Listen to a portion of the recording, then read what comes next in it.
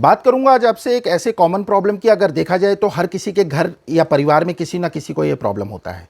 Generally इस problem से लोगों के जोड़ों में दर्द होने लग जाता है। चाहे आप शरीर का कोई सा भी जोड़ ले लीजिए, छोटा जोड़ हो या बड़ा जोड़ हो, तो उसमें दर्द होने लग जाता है।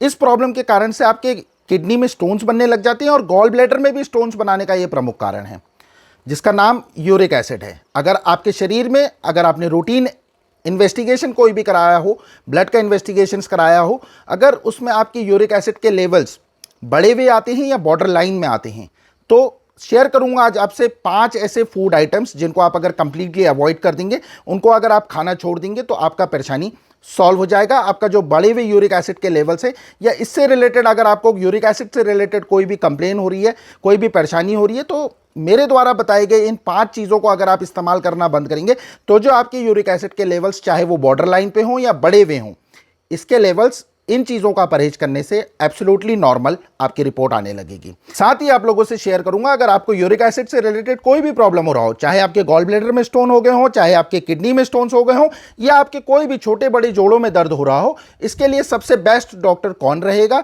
नमस्कार दोस्तों, मेरा नाम डॉक्टर सहज जोशी है। मैं 3rd जनरेशन का होम्योपैथ डॉक्टर हूं। अगर आप मेरे चैनल को फर्स्ट टाइम वॉच कर रहे हैं तो मेरे इस चैनल को सब्सक्राइब कर दीजिए। अगर आपको कंटेंट पसंद आता है तो आप इसको लाइक कीजिए और शेयर कीजिए। चलिए शुरू करते हैं। 5 ऐसे फूड आइटम्स जिनको आप, अगर यूरिक एसिड का आपको स्पेसिफिक प्रॉब्लम है या बॉर्डर लाइन में आपको यह दिक्कत परेशानी आ रही है, 5 चीजें अगर आप अवॉइड करेंगे तो आपका प्रॉब्लम सॉल्व हो जाएगा, आपके रिपोर्ट्स एब्सोल्युटली नॉर्मल आएंगे। तो सबसे पहले नंबर के आइटम की मैं बात करता हूं। आपको अगर यूरिक एसिड का प्रॉब्लम बढ़ा हुआ आ रहा है तो आपको सबसे फर्स्ट ये करना है कि आपको नॉनवेज आइटम्स कंप्लीटली, चाहे आप रेड मीट ले लीजिए, व्हाइट मीट ले लीजिए या फिश ले लीजिए, आपको इन आइटम्स को कंप्लीटली अवॉइड करना पड़ेगा। जनरली ये जो आइटम्स मैंने आपको बताए, नॉनवेज आइटम्स, इसमें प्यूरिन का कंटेंट बहुत ज़्यादा होता है और प्यूरिन का कंटेंट बहुत ज़्यादा होने की वजह से ये जो चीज़ें होती हैं, मीट आइटम्स, नॉनवेज आइटम्स, आपकी बॉडी में यूरिक एसिड के लेवल्स को बढ़ाते हैं। दूसरा जो आइटम मैं आपसे डिस्कस करूंगा वो है बेवरेजेस, मतलब ड्रिंक्स, पेय पदार्थ। इन कंटेंट में क्या होता है, इसमें जनरली शुगर की मात्रा, शुगर और फ्रुक्टोज की मात्रा बहुत ज़्यादा होती है। और शुगर और फ्रुक्टोज की मात्रा में यह देखा गया है कि अगर आपकी बॉडी में शुगर या फ्रुक्टोज के लेवल ज़्यादा होते हैं, अगर आप इन चीज़ों को ज़्यादा इस्तेमाल करते हैं, तो कहीं ना कहीं ये आपके यूरिक एसिड के लेवल्स को बढ़ाने में मदद करती है। जनरली अगर मैं बेवरेजेस की बात करूँ तो इन आइटम्स में आपके आते हैं सबसे first packed items, packed juices. अगर आप पैक्ड जूसेस यूज़ करते हैं, अगर आप कोई से भी कोला वाले ड्रिंक्स पीते हैं, या आप बियर का इस्तेमाल करते हैं, या आप किसी भी एरिएटेड ड्रिंक्स जैसे सोडा या सोडा से बनी हुई ड्रिंक्स का इस्तेमाल करते हैं, तो ये आपको कंप्लीटली अवॉइड करना पड़ेगा।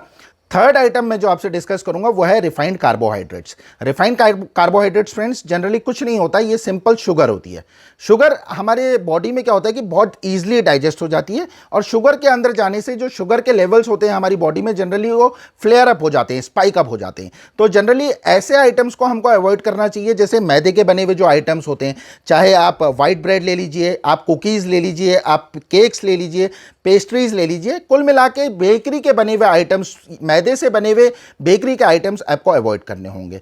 चौथा, अगर मैं आपसे बात करूं वेजिटेबल्स की, सब्जियों की, कि आपको किन सब्जियों को अवॉइड करना चाहिए। जनरली डॉक्टर्स ये आपको रिकमेंड करते हैं कि आपको अगर यूरिक एसिड का प्रॉब्लम हो रखा हो तो आपको वेजिटेबल्स यूज़ करनी चाहिए, लेकिन ऐसा माना जाता है कि हमको जिन वेजिटेबल्स में प्यूरिन के कंटेंट बहुत ज़्यादा होते हैं उनको अवॉइड करना चाहिए। हालांकि आजकल की लेटेस्ट रिसर्चेज ये शो कर रही हैं कि जिन वेजिटेबल्स में प्यूरिन का कंटेंट हाई भी है तो वो आपकी बॉडी में यूरिक एसिड के लेवल्स को इंक्रीज नहीं करते हैं। रिसर्चेज ऐसा शो करती है, लेकिन to be on very safer side, अगर हम हाईली कंटेंट जिसमें प्यूरिन का होता है उन वेजिटेबल्स को अवॉइड करें तो हमारी सेहत के लिए काफ़ी अच्छा रहेगा।